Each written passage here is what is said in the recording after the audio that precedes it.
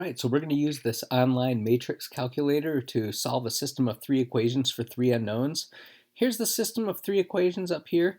All you do is peel off all the coefficients, 3, 2, 1 across the top row, 6, negative 2, 1 across the middle, and 1, 1, 1 across the bottom. And then over here you have a little matrix of that's negative 6, negative 1, negative 2. And so what we're going to do is call this matrix of coefficients matrix A. And so I'm actually going to enter that in here. So it looks like we've got 3,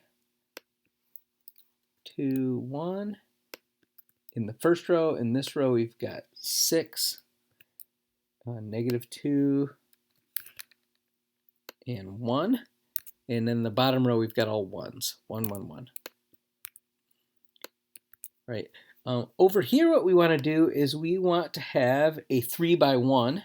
And as you can see, we've got negative 6 in the top, negative 1 here, and negative 2 in the bottom entry. Okay, so there's matrix A and matrix B.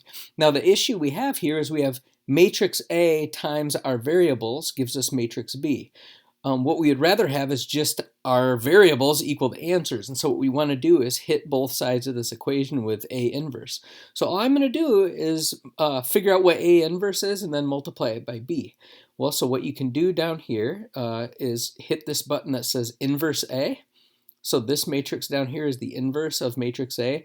What I'm going to do is hit this button that says to A. So it's going to throw that up into matrix A. So what was formerly matrix A is now A inverse.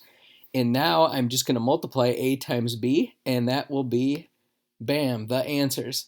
And so x is negative 1, y is negative 2, and z equals 1. And that does solve that system of equations.